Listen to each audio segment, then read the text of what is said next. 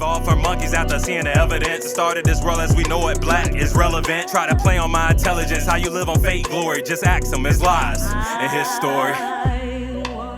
Hey man, C-Rite. To stand up tall and All right, welcome back everybody to Grit and Grace podcast. I am your host, Madam Midheaven, and this is Alice. Welcome back, guys, to another episode. Today we're going to be talking about self-preservation. Last episode we discussed, it was more of a special episode where we discussed Juneteenth. We also threw in a little bit of being Black in corporate America as well. And just the nuances of those things. If you're not already, like, share, and subscribe to the podcast so you can keep up with us. Just so you know, as I've said before, literally every interaction to the podcast counts for engagement and getting us on the map on the YouTube platform and whatever other platforms that it comes up on, so that we can reach the masses and you can help us help somebody, okay? We all need a raw conversation every now and again, all the time. Keep us on our toes. Keep things fresh, right? Keep the whole of salmonella, you know. Raw, soulful conversations, but hold that salmonella. Yes. Y'all, that was so funny to me when we... What? I just need to know, before we even really get into the episode, what made you think about that? Actually, I was talking to another technician, and we started talking about, because we were hungry at the time. And we was talking about food. And so when I said raw, soulful conversations, it was like, yeah, no salmonella though. You ain't got that salmonella, because we was talking about being sick, because she had been sick recently. And then we was talking about food because I was hungry. I was getting a little hangry. And that's the two combined. It just kind of, salmonella came up in that conversation. And I said, that's the new slogan right there. That is a new slogan right there. Raw, soulful conversations will hold the salmonella. Mm-hmm. So that's how that came up. I ain't never had salmonella before. Me neither. Ooh, praise Jesus. Hallelujah. For those that have had it, I feel sorry for y'all. I'm glad y'all recovered. Go ahead. Speaking of recovery, today's episode, as Maddle said, is all about self-preservation. And while we're talking today, I want you to really think about your own self-preservation, what you do to make sure that you are the best version of yourself for yourself and for the people that you love. But without further ado. Absolutely. Because truthfully, the poison of serving others, right, to your own detriment is not preserving yourself. And then we wonder why we have all these ailments, and we be tired, and things show up that we ain't never had before on the body and stuff like that, and can't get no rest, can't get no sleep, and so on and so forth. I know I mentioned that before in a previous episode, I'm sure. But anyway, so in our last episode, we was talking about, the workplace and things like that. And one of the topics that we did hit on was about code switching in corporate America, which is something that we often have to do, which I'm sure many of you know, especially if you are a minority, as in Black or Hispanic, anything other than white, essentially. And I said that I'm going to do some code switching, but it's only so much code switching you're going to get out of me, okay?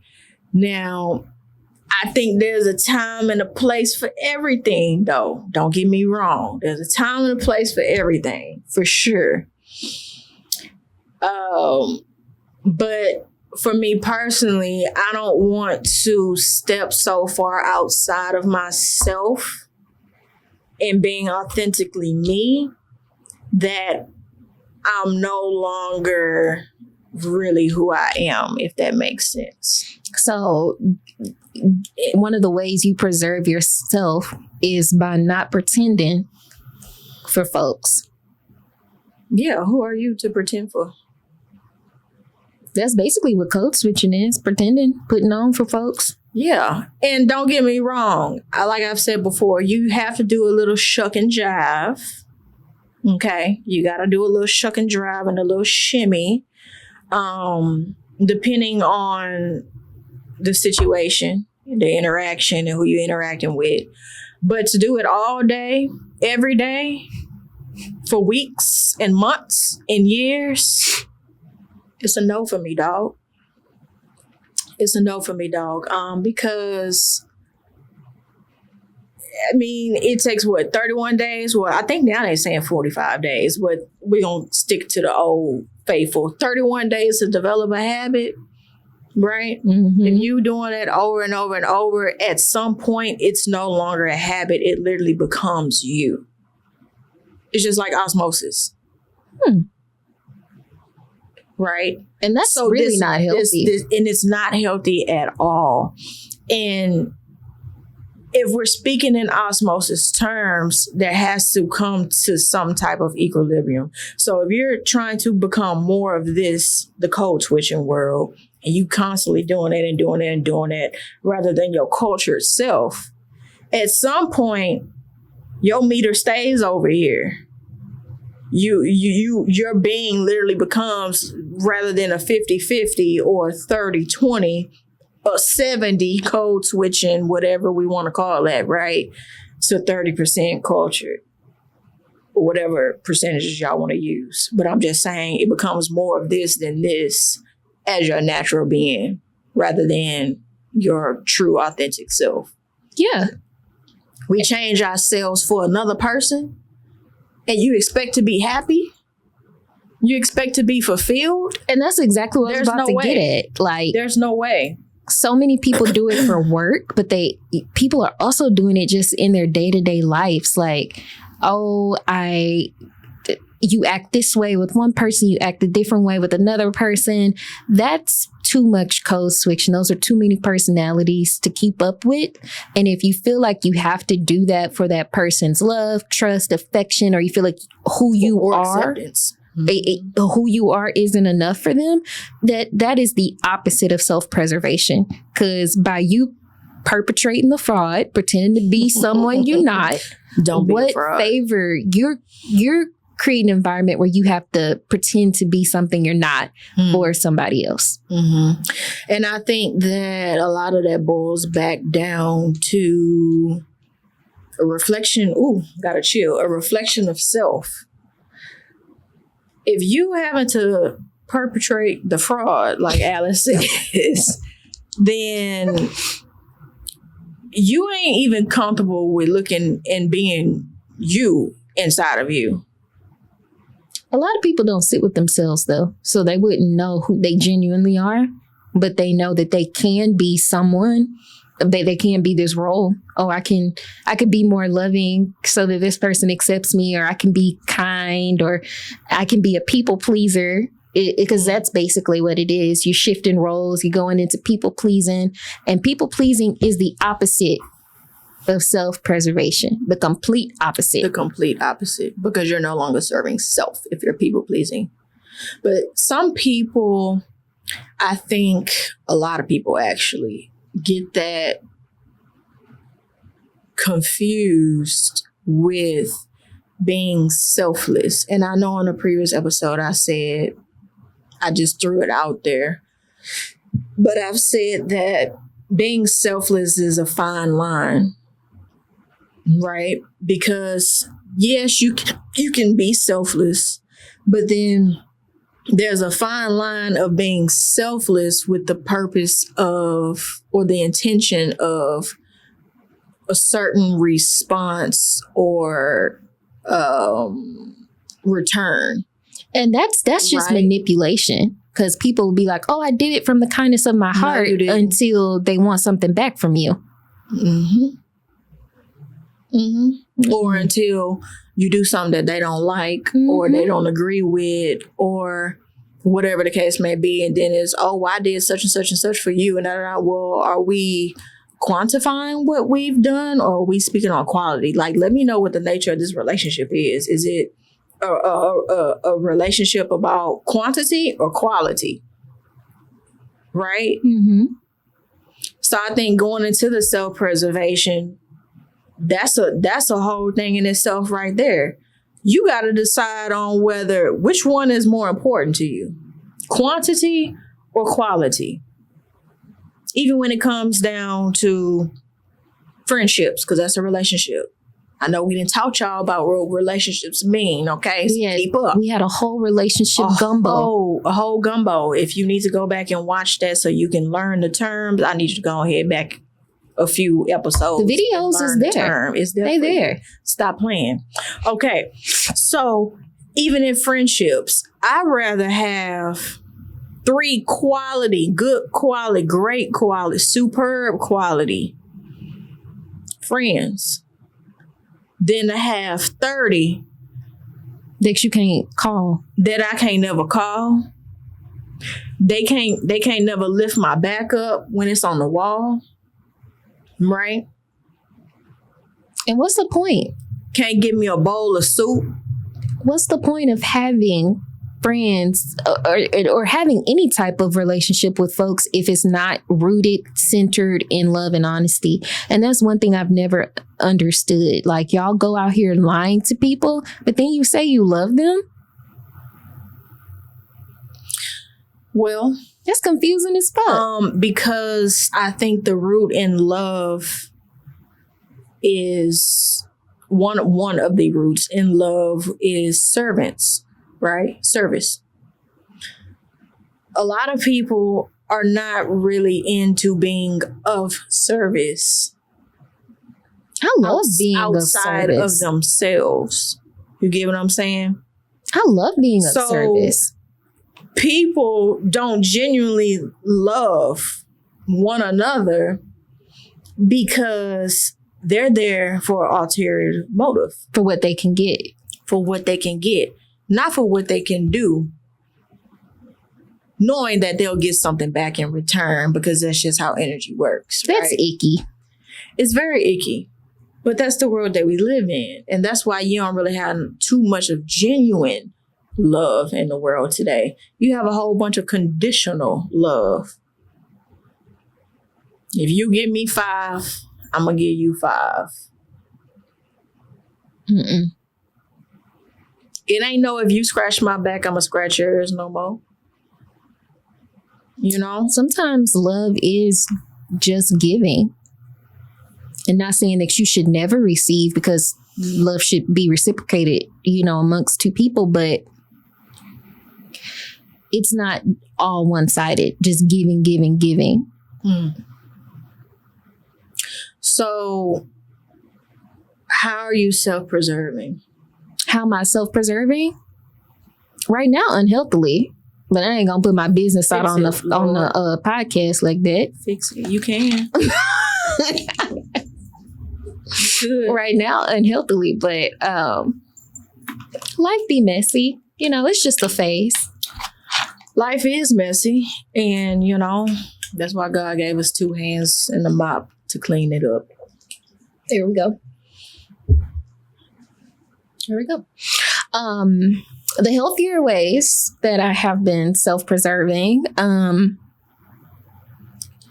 really like to sleep. I ain't gonna lie, I'm not good at it, but I really like to sleep. That's one of my favorite self-preservation methods. I like to sleep. And then more importantly, I've started doing this a lot more, like, the older I get. I don't spend time with people that don't make me feel good. Like, I don't. Because it's draining. It is very draining. And I don't want to Like I try to leave everybody with better energy than what, like, if we come together, I want you to leave in a better spirit than when you came. Like I want us to have, and not to say that every interaction is going to be positive and stuff. We can cry and laugh together and do all of that. Sure. But I'm not going around people who intentionally, like, when I leave, I feel down. I feel bad about myself, or I'm not happy, or they just taking jabs all the time. Don't go around people that don't just. It's easier for me to be by myself and isolate than go around people who I'm unsure of, nervous about, or they just don't make me feel good. And I think that's the best form of self-preservation that I've been doing in the last few years. Checking the energy.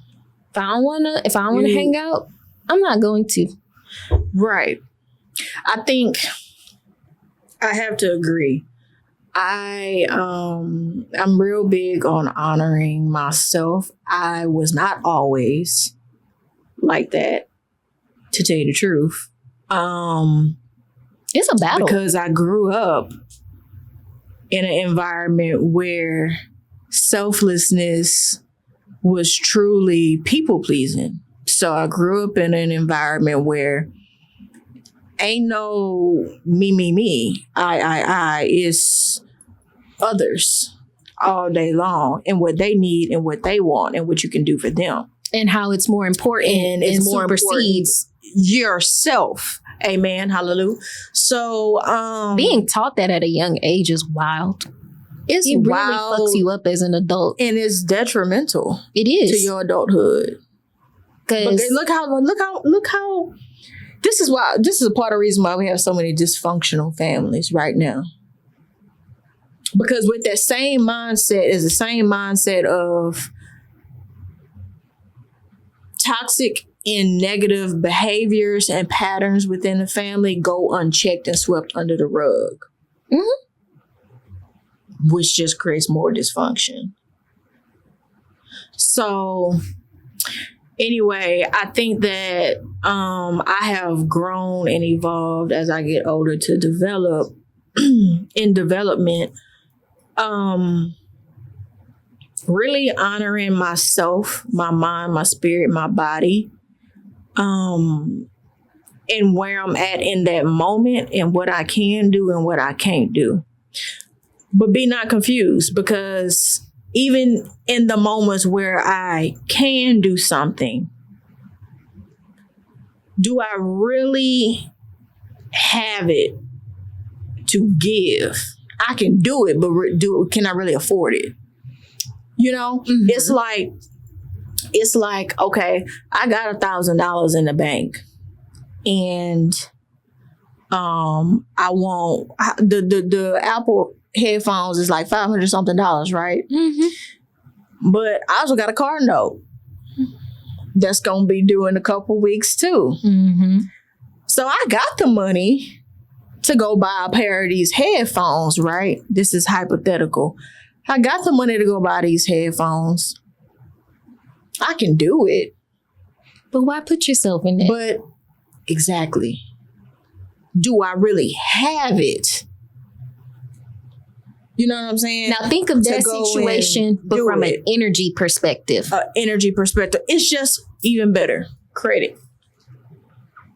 Right? Take that same example, put it on a credit card. I got a credit card with $1,000 limit. Right? Do you have the means to pay it back? Hello? So I can do it. I can pay my car note, buy the headphones, okay, on the credit card. Well, not really, because that'd be over $1,000. That'd be like $1,200 something. But you get the point. You get the point. But I can do it on this credit card, but in my liquid assets, my cash, I ain't got $1,000 to pay that credit card off. And what should we not do? Spend money we don't have. That you don't have, because then you'll be in a deficit. Hallelujah. So it's like the same thing with your energy, your time, your attention, your entire essence. Okay. Just because I can do it don't necessarily mean I'm going to do it because I can't afford to do it. I might have rested up 2 days in a row and here's somebody come asking me, can I drive them 4 hours up the road? You know? Yeah, I can do it because I didn't rest, but do I really want to do that? Knowing I got to get up and go to work in the morning too? I got to move after work as well. Like, do I really have the capacity in that cup? Do I have some capacity in my overflow cup to give to that 4-hour drive? No, I don't. So just because you can do something don't necessarily mean that you always should do it because you really don't have it to give. And that just takes like a little bit of foresight, thinking about yourself a little bit in the future you want for yourself. Like, is in self-preservation, is me doing this going to put me in a better or worse spot later? Right. Is this going to add to me or is this going to put me in a deficit later? Mm-hmm. A lot of times it's going to put you in a deficit. I feel like so many people are always saying, like, in this generation, it has kind of become like a buzzword, protect your peace. But seriously, protect it. Don't do things. You know what I like saying? What? Reclaiming my peace. There we go. Mm-hmm. Like how Auntie was on the stand, reclaiming my time, reclaiming my peace. My time is part of my peace. Reclaiming my peace. And protect it once you reclaim it. Don't, I've had, I can't really put that on the podcast, there have been instances where people have tried to steal the peace that I've recently created, just my little bubble of safety by myself. And I had to be stern about it. And even in me being stern to protect my peace, I felt like an asshole. And I shouldn't have. You're not used to it. I'm not used to it. Like the people pleasing, putting other people's needs and wants before my own is not healthy. And when it came for me to practice not doing that, it felt wrong. It felt weird too. It felt weird. But looking back, I'm glad I made the decisions I made. As what the kids call it. I stood on business. Period. So, stand on business and let us know how you standing on business because I'm curious to know. How are you standing on business? How are you preserving yourself? Are you in safe hands? Not Allstate. Yeah. Are you in safe hands? I don't like Allstate right now. I had to dump all the food in my fridge after that fucking tornado, and they talking about, renter's insurance. They trying not to replace my groceries. Better call FEMA. So clearly, I'm not in good hands. FEMA told my ass no too. Blessed be the name. Clearly, I'm not in good hands. Blessed be the name. But we always have provisions, and where there's a will, I clearly ain't missing no meals. Exactly. There's a way. Hallelujah. Another way that I self-preserve is doing things that feel me. Right. And perhaps y'all do the same thing. That's a good thing to call it, because we talk about a lot of what not to do. What are some things you actually should be proactively doing? Yeah, do things that fill you up. You mentioned one earlier, sleeping. Sleeping is a priority for me. And baby, if you know me, I don't play about my sleep. Y'all, it's a rainy, overcast day. And if Madam wasn't here, she would be asleep. I would be asleep. I would have the fan on high. I would have the AC on a good, probably 72. Because it's about 100 almost here. But that rain make it feel a little cooler when your AC on. I'd be so snuggled up. Sleep is one of those things that I like to do. I like to create music playlists and just vibe out to music. She makes a great playlist, y'all. I do. You think you want to share your playlist? Which one? The one you have for, what is it, February through June?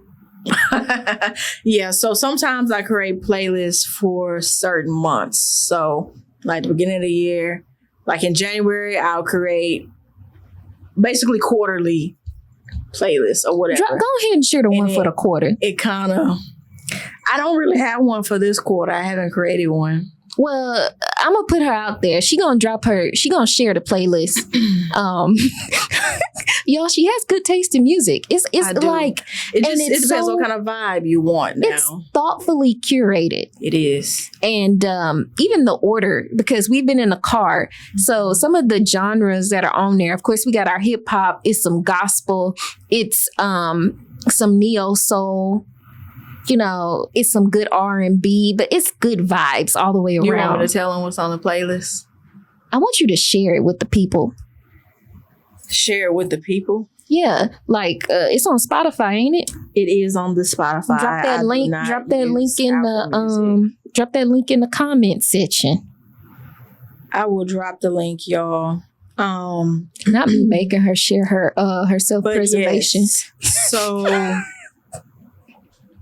for this particular playlist, she's right. It's thoughtfully curated because it's like, this is the top of my morning. So this is after I've gotten up, I've said my prayers, I've done my meditation, I've brushed and washed my teeth, all of that type of stuff to my face.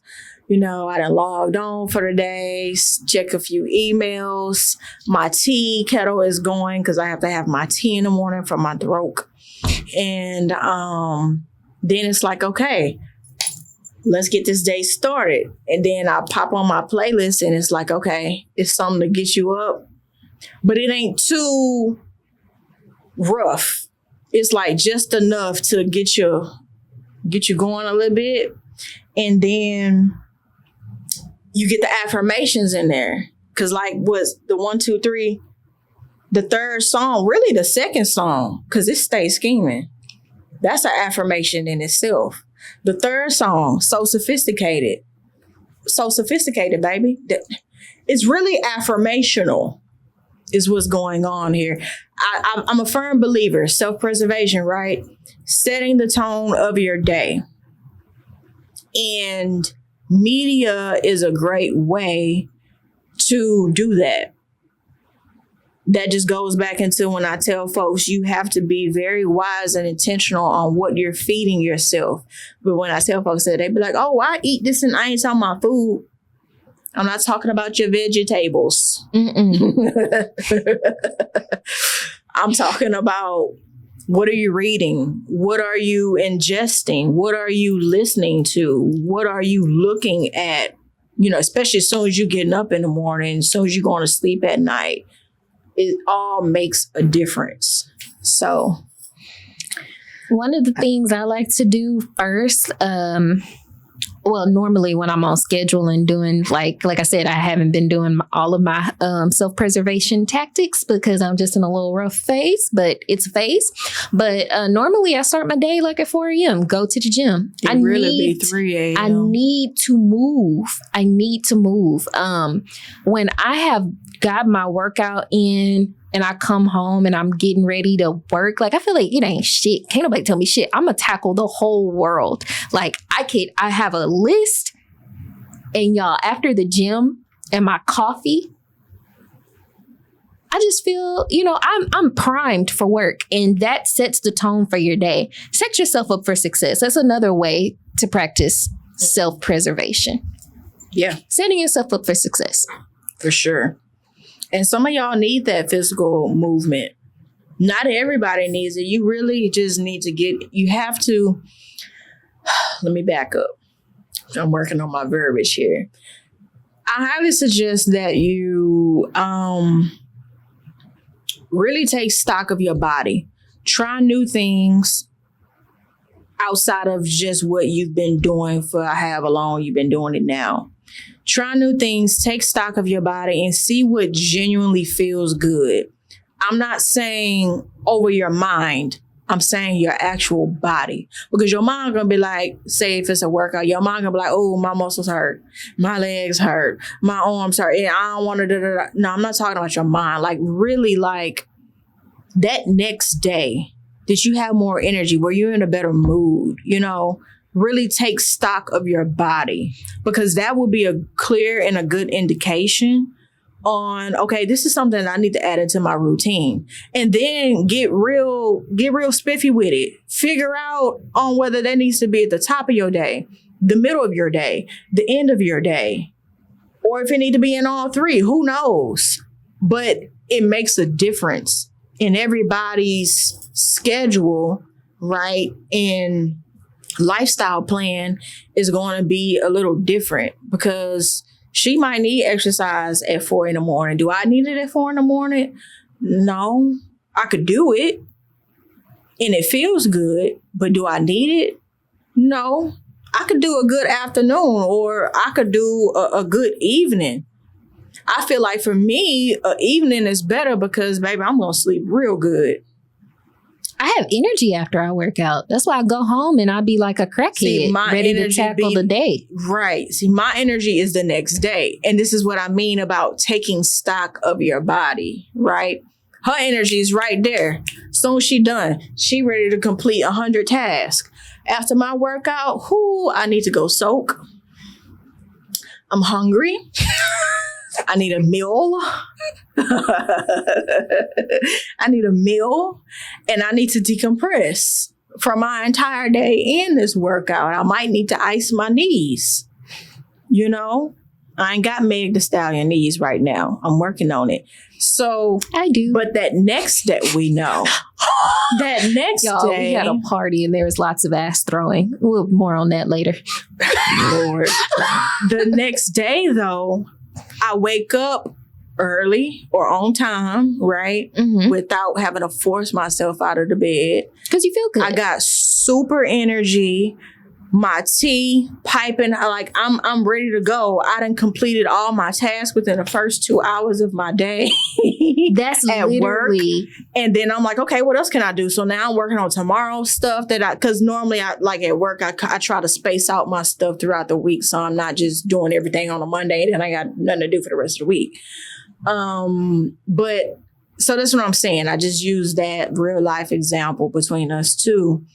Take the importance of taking stock of your actual body, not your mind, but your body, so that you can know what works best for you and how it works best for you, right? That even goes into your diet.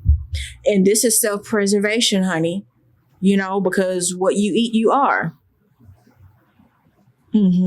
Okay, hallelujah. So not everybody needs to eat meat. Not everybody needs to eat all of the meat. Maybe you just need some turkey. Or maybe you just need some chicken. Maybe you don't need meat at all and you just need strictly vegetables. Guess you better be on your veggies. You be vegetarian or something, right? Some people need very, very lean meat. They can be pescatarian. I've noticed that my body pretty much works very well on a pescatarian and a lean meat diet. So I could do either or.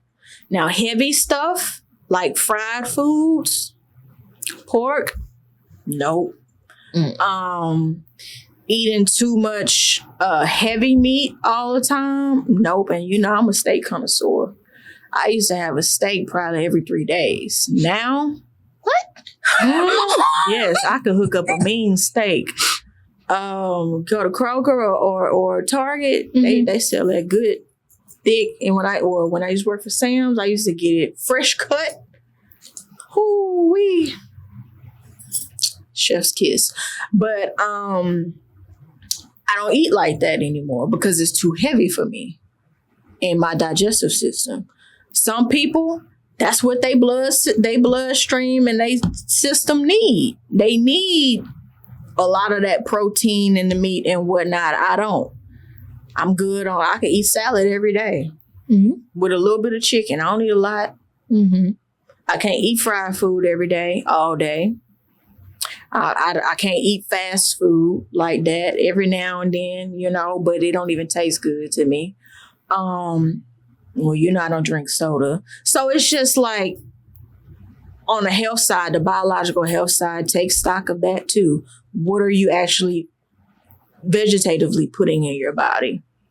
Because that also helps to preserve yourself. Because what we eat is what we are, and it can not just change our organ functions. Well, technically this is an organ. The brain is an organ. Yeah. So yes, organ function, because I was going to say not just the organ function, but our moods, our attitude, our energy levels, our hormones, Your disposition. whole disposition. So that matters and that counts too. Sorry, y'all. I'm really friendly, and some black folks were walking by and they waved. I had to wave back. But, and everything that Madam is saying is like, you have to experience it for yourself. Mm-hmm. Once you figure out, oh, this is what works for me, Mm-hmm. protect that. Find a way to make sure that you can have your routine. Routines are great. I'm someone who probably takes my routine a little too far, because when I don't have a routine, I feel real chaotic and all out of sorts. I wouldn't say that's too far though. And this goes back to taking stock of your body and knowing yourself. Mm. Some people need a very strict routine. You are one of those people that need a strict routine. I'm not one of those people. I'm just naturally kind of disciplined that way. But I'm also very adaptable. So if I can't do this, like, it ain't gonna make me no difference. Like, I ain't gonna trip about it. I'm like, okay, but I'm gonna make sure to get it done. I'm gonna swap this for this. I'll do it this day instead. And since I gotta do this day, you know, it ain't no big deal. Other people, that'll throw them off their whole rockers. Yeah, So it's just about knowing yourself. if I don't work out in the morning, I'm not going. Like, I would never go work out after work. In the afternoon. In the afternoon. I act like it's like the gym don't even exist after work. And that's not the case. But I'm not willing to be in a crowd, because I know crowds make me upset or get me anxious. So going at 4 a.m. or in the morning before my day start helps me get some of my little energy out and sets the tone for the day. So I really like it. So you would say that you're a person that has a lot of energy. Yes. So you have to find ways to exert that energy. Yes. Because if I don't, I end up being self-destructive. What does self-destruction look like? What I'm doing right now. When I said I'm not doing all of the healthy, I'm in a bad phase. Interesting. Yeah. Okay. I wouldn't say that, like, I'm not hyper energetic. Mm-hmm. I assume that's what you're trying to get to, right? I need an outlet, because everybody has their thing, right? Mm-hmm. And when my little ball of energy right now, it's a little destructive, but when it's put in the right areas, It's life amazing. flourishes, Right. you know? But it's up to me to make you sure need it's going to the guidance. right areas. Yeah. Yeah. Yeah, you need guidance. But would you say that you're more hyper energetic rather than just energetic? Which is No. why you like get up in the morning and go to the gym, so you can exert some energy, so you could be at a what you would call, whatever you call your normal level of energy, to focus on whatever you need to do for the day. Mm-hmm. Right. So see, like, I'm not hyper energetic. Mm. You know, I'm pretty much the same all day, every day. I be chilling. You have a very cool disposition, calm demeanor. So I've been told. They don't call me LL Cool for no reason. I'm high strung as fuck. It's just who I am. I don't know how I keep ending up around people that got all this hyper energetic energy. Mm-hmm. I guess that means, that's what I was about to say. I guess opposites attract. It balances things out, because I can be around a person. Well, do I want to necessarily be around a person like that? No, but I could be around a person that's bouncing off the walls, and I'm just like, Yeah, she's talking about me. you don't really bounce off the walls though. Not around me. You kind of like, I don't know if it's my presence. I'm not sure, but you kind of like, when you around me. So I don't know. But then I've also been told that about other people too. Yeah, I think you have a calming presence. That's why people go to sleep around me. I don't go to sleep because I'm rude, but that's just me. I'm saying outside of you though, Negro. Like, y'all stop going to sleep on her. That's rude. no, like I kind of, at first I was like, but then once I started coming more into my power and who I am and what I bring to the table, as y'all like to say these days. About the fucking table. Chop the tree down. Like, what? Anyway, that's a whole nother topic. But anyway, I kind of take pride and joy in knowing that when people are around me, they feel safe enough to let their armor down. And it's a privilege. Yeah, and not feel like they gotta do this, gotta do that, need to do this, need to do that, or, all over the place, or can't sit still or whatever. Like, I really find honor in that, and thank y'all, for allowing me to be a safe space to y'all and trusting me with your vulnerability, because really that's what it is, with your vulnerability, to let your swords and your armor down and just be. It's it can be hard, but make the appropriate changes for yourself. You deserve it. And while we're talking about things for self-preservation, I think 2 major things for anybody would be forgiveness and healing. Because that's a spiritual preservation. I ain't ready for that. I ain't ready for that, Alice. But we can't sweep that under the rug. Forgiveness of yourself and forgiveness of those who have harmed you.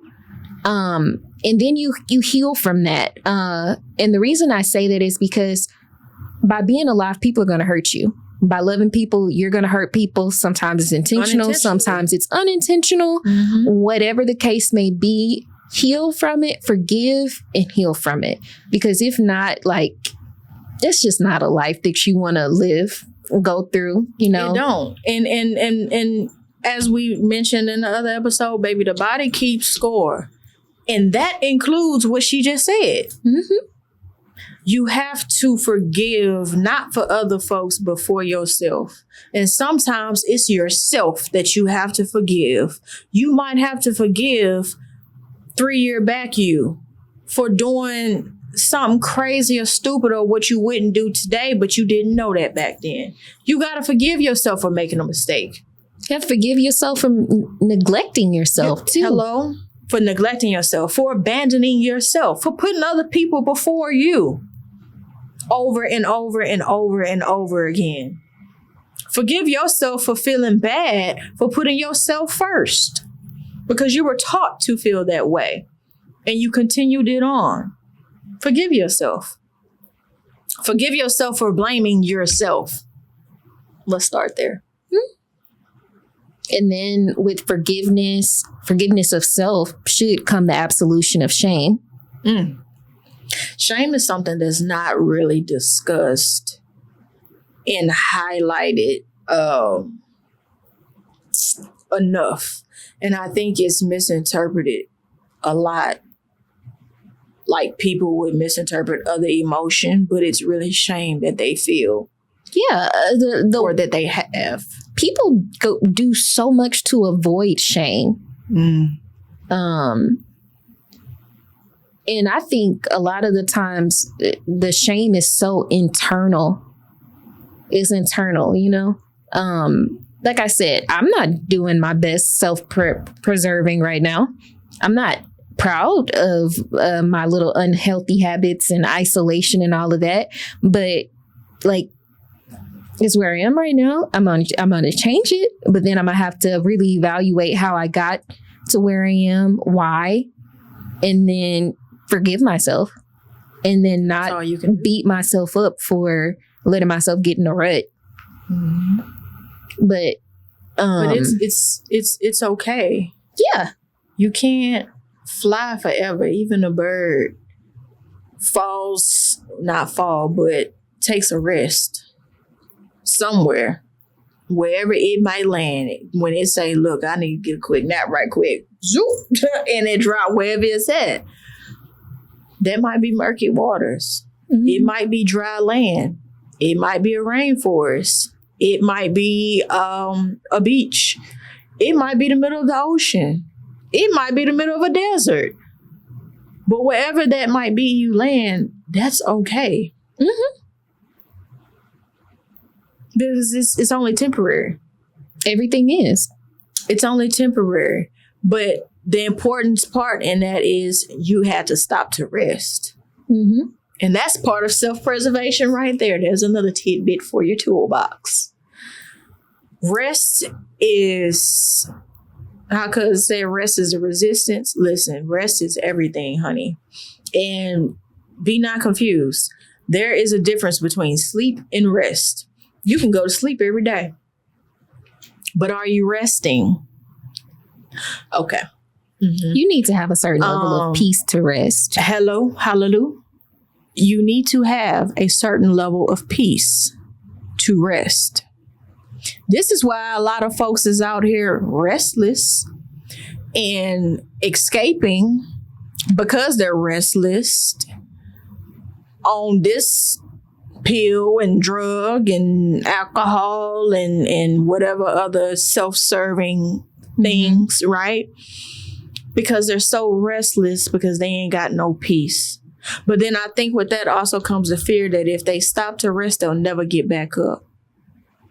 Because rest seems like such a bad thing to people sometimes. We've been conditioned that way. Literally in school, we've been conditioned to have straight, not missing a day of school.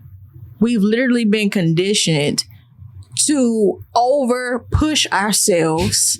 And they do have attendance awards. And you get a star. You were here every day. Every day. Even if you were miserable. This is why you got people killing themselves on the job. I family friend had a massive heart attack in the parking lot. She wasn't feeling good. This was maybe, I think, end of last year. Wasn't feeling good, and she had told him that she was going to, go ahead and go home and just lay down because she wasn't feeling good. Was that stressed and constantly getting up and pushing herself every day? Not just stressed with work, but just in general. Not resting her body, but was sleeping every day. Got to her car, didn't even get in the car, just got to the car and slid down. Did she pass? Died there. Oh, man. Rest her soul. But they commend us and condition us from children. This is what you're supposed to do. They don't condition us to, do you need a mental health day? Are you just not feeling it today? Oh my God. It's okay. You take the day off. Just so you can regroup. Or rest, like truly rest if that's what you need to do. Or do something fun so you can calibrate or regroup. They don't condition in America. They don't condition that, but they do in other countries. And mental health is now becoming this buzzword in America. Mm-hmm. Yeah, they're not promoting it correctly. No, not authentically. It's being promoted through a lens of capitalism. You need to buy things to help you rest. You need to you need to go to this, you need to do that to relax, decompress, disconnect. Mm-hmm. The mental health is through a lens of capitalism, unfortunately. But yeah. And it not being at the expense of them coming up short. Mm-hmm. Oh, you do need to rest and look after your mental health, but you're still going to have to come into work. You can be sad and tight. Be able to it's literally a penalty to. Oh, you can have, but you can't use your counting PT. them. Yeah, you can't use your PTO. No. because, My black ass ain't never took no goddamn mental health day. I would feel like a damn fool asking my white boss that. And I really need one. Shit. They let us do it at work. Matter of fact, when we was in the building, we had a whole room for like a tranquility room and everything. And we had a yoga room. We had all types of stuff before COVID. Mm-hmm. I would just take the day. Self-preservation, then you can go back to that. I just thought about this. If you work in corporate, retail, whatever, just go in the calendar and just choose random days and put in PTO. And it's literally like a gift and a surprise to yourself when that month come up. And your boss be like, oh, well, I'll see you Monday. Let's say it's Thursday. I'll see you Monday. And you like, what you mean? Oh, you're off on Friday. Huh, I forgot I even put that day in. Take that day. Follow your spirit. Just choose random days. Because I guarantee you when that month come up, that day is going to be right on time. Mm-hmm. You ain't gonna think it's right on time in that moment, but as you get through that day, you're gonna be like, dang, I really need this day. I really needed this day. Yeah. So put that in your toolbox. Couple things. I ain't gonna put all my business out there, but I'll give y'all a little something. So the tea is hot. Don't let stereotypes affect how you view yourself, or don't allow media, friends, family to determine what's best for you. Only you know what's best for you. Hallelujah. Saying this from the lens of the Black community, I have anxiety. I take a little pill every morning for my anxiety. I call it my happy pill. It's a joke in my family. It's nothing like, and for a while I felt ashamed that I needed something. But then I felt, well, why should I be ashamed about something that's literally just helping me?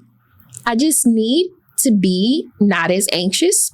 This is what this medicine helps me with. And literally my whole life, my mental health got so much better after trying it. And it got better when I stopped being in resistance to it. Because I was just like, oh, I'm going to get off of it. It's just going to be for a little bit, just so I can calm down. I've had major life changes. I'm just, a little wound up. But the fact of the matter is, all my life, I have been super anxious. And then when I got to start taking this medicine, I felt normal, or some more normal than not. And lots of Black people try to just, sweep mental health under the rug. Don't do that. Don't gaslight yourself, and don't let other people gaslight you. Because when grandma and them, they used to just call it something else. They ain't call it anxiety. They say my nerves bad. They got them shaky hands. That's anxiety. They sweating. My nerves bad. How many people didn't say it, they nerves bad? Me. But listen, I get what you're saying. Totally. Yes, a lot of our elders had mental health challenges and digressions, and didn't know the proper terms for it because they weren't taught. No one was really taught back then about that at all, actually. And so, as we know today, like, oh, okay, yeah, that's anxiety, but anxiety is only a symptom. Mm-hmm. We, like we said, the body keeps the score. Mm-hmm. Just being Black in America sometimes is very traumatizing. You don't know how that trauma is going to affect you, whether it's going to be short-term, long-term. PTSD is a real thing, and it's not just for veterans. It can happen to anybody. Hallelujah. And sometimes the things that happen really does rewire our brain, and sometimes it's not for the best. So take care of yourself. Take care of your mental health. Take care of your spiritual health. Take care of your physical health. And do everything that you can to preserve yourself. Not saying to be so wrapped up in yourself, because as our first episode, we talked about being a good community member, but you cannot show up for other people if you can't take care of yourself, or you're not your best self. Right. One thing that I was not prepared for when I, started my journey of living, and setting my peace and stuff and having everything, that was a huge change for me. And I don't do well with change, even though it was a change that I wanted, a change that I looked for, that I anticipated. I wasn't prepared. Could you ever really have been prepared though? No. Exactly. And that's something that we trick our brains into thinking like, oh, I'll be prepared at this point. I'll be prepared at that point. Baby, once you get to that point, it's going to be something else and you're going to say, oh, I'm still not prepared. Then you get to that point and you can still say, I'm not prepared. But let me just stay up all night thinking about it, thinking about every possible outcome so that I can feel prepared.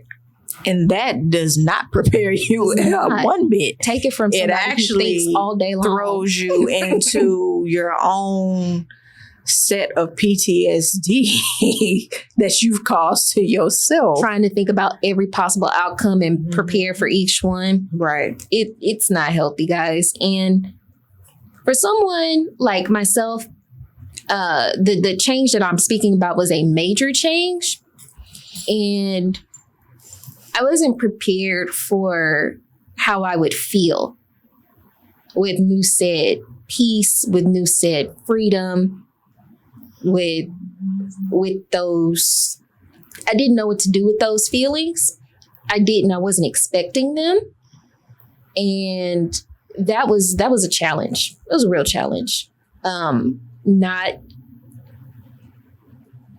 because like sometimes you get peace after such a long chaotic period. It feels foreign. It feels weird. And sometimes you don't know what to do with it. Like, you got your peace now. What do I do with it? And that's why I could say a couple things to that. One, when we pray, we really have to also add an adjunct to that and ask for the strength and the ability to maintain and handle and accept what we're praying for. You know what I'm saying? We can ask for something like this, but get it and not know how to accept it. And then reject it and fumble our own blessing. Or be destructive. And that's what I mean, fumbling your own blessing. Exactly. Self-sabotage, being destructive, like she said. Mm-hmm. We can sabotage a lot by not knowing how to hold what we're asking for, what we're praying for. Oh, Lord, if you just give me this, and you get it, and then what you going to do with it? That's why I always ask people, they be like, man, if I could just, and I say, okay, so what you going to do with it when you get it? Well, I would. You need to know, if you say you want this thing, what are you going to do with it? I don't care what it is. You have to have an action plan for what you say that you want. And it does not mean that things are going to be perfect. It does not mean that it's going to be, you're going to feel exactly as you pictured. It just means when I get it, this is my first 3 steps, regardless of what emotion I have in that moment. Because we know that emotions and feelings are temporary. They're like clouds, baby. Let them roll. They don't stay there forever. Because once you're done with that emotion and feeling, you now still back at ground zero and you still ain't got no action plan on what you're supposed to be doing. So you still sitting up here looking, you know? And so you don't want to live with feelings of regret or remorse or resentment towards yourself. And I believe it was the late, great Chadwick Boseman who said this. Take your time, but don't waste your time. Amen. Say that again. It was either him or it was Lupita who was speaking about him. Take your time, but don't waste your time. I love that because, baby, don't waste my time. And I'm saying that to myself, not just y'all. But I do say that to people too. Don't waste my time and I'm not going to waste yours. Right. You know? And I think that really just goes into faith without works is dead. 100%. Right? Yeah. Active waiting. There's passive waiting. You're taking the steps you need to take. Mm-hmm. And that's while staying true to yourself, the plan, self-preservation. I think the nature of society right now of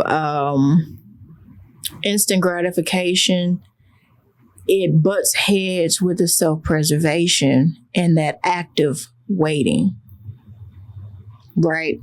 And because of that, you have people going into, as you said, the destructive ways, the self-sabotaging ways, right?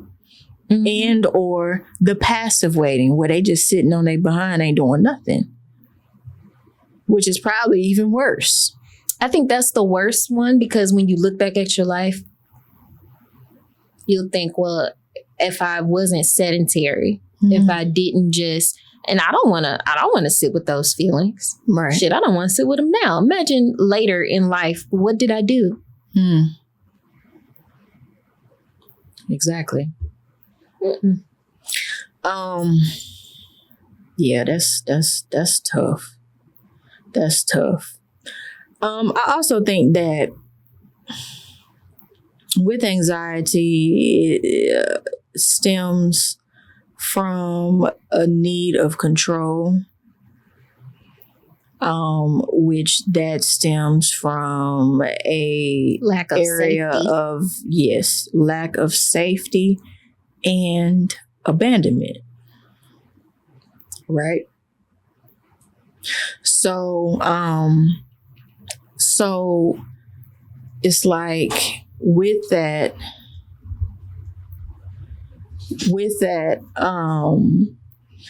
I think really digging deep and going down and kind of like understanding, okay, why am I feeling anxious right now? Why am I really feeling anxious right now? And we'll say, oh, well, I don't know, because I moved, whatever. That's surface. Go further beyond that. Mm-hmm. What about the move? Got to keep asking yourself You why. have to keep questioning yourself to a healthy extent, of course. Because some people question yourself, don't doubt yourself. Yes. Questioning yourself is healthy. Doubting yourself is detrimental. Yeah. Detrimental.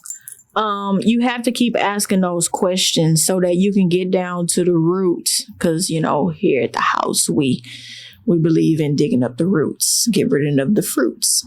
You have to really get down and dirty with it so that when that little twig comes to revisit you, if it does, because it might not, but if that twig comes to revisit you, you already know how to deal with it and what it's about.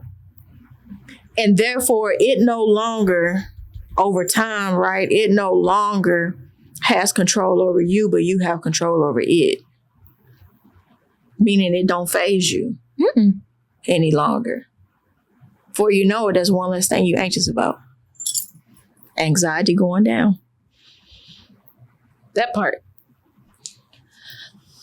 But to kind of wrap the episode up, recap, please take care of yourself. I think the world wants people to think that you can't do it all. And don't put that belief on yourself. You can be... What do you mean you can't do it all? Where people are just like, oh, it's one or the other. You can't be, or just like, you can't be a working person and be a family member and this and that. Like, you can't do it all.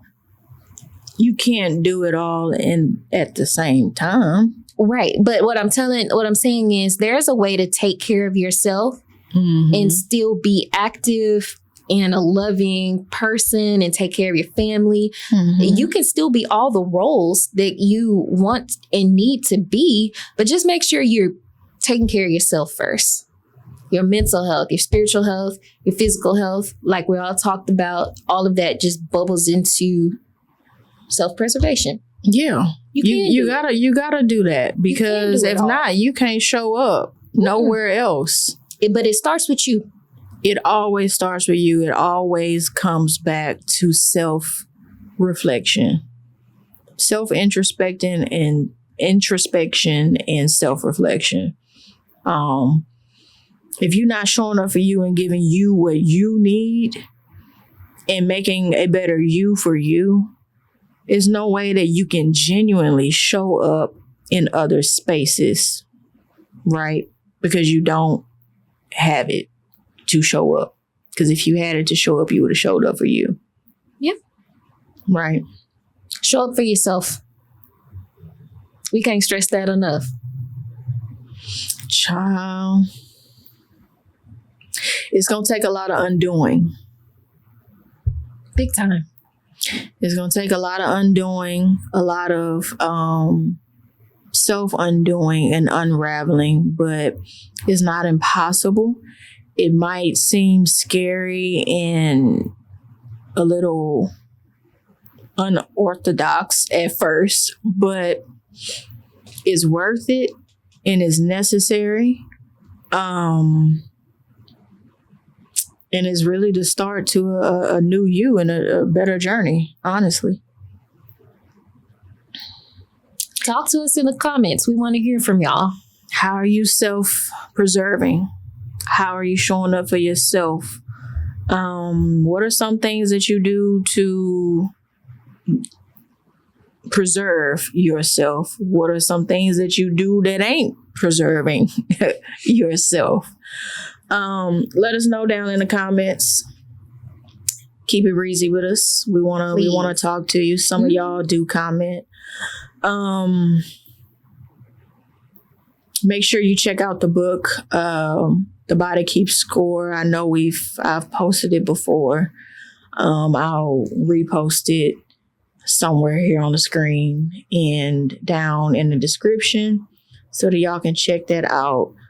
We just want to give y'all the tools and the resources for you to be a better you. Because I know don't nobody want to stay in the position that they're in if it ain't where they want to be, if that makes sense. Mm-hmm. It's natural to evolve and grow. What's unnatural is stagnation.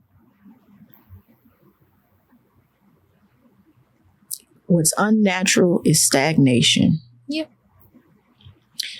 All right, y'all. Like, comment, subscribe to the podcast. As I've said before, every single interaction, every view, every like, every share, every comment, it matters. It makes a huge difference in the engagement that the algorithm goes off of to get us further on the map. We just want to help other people. We want to reach the masses. And this is for us, by us.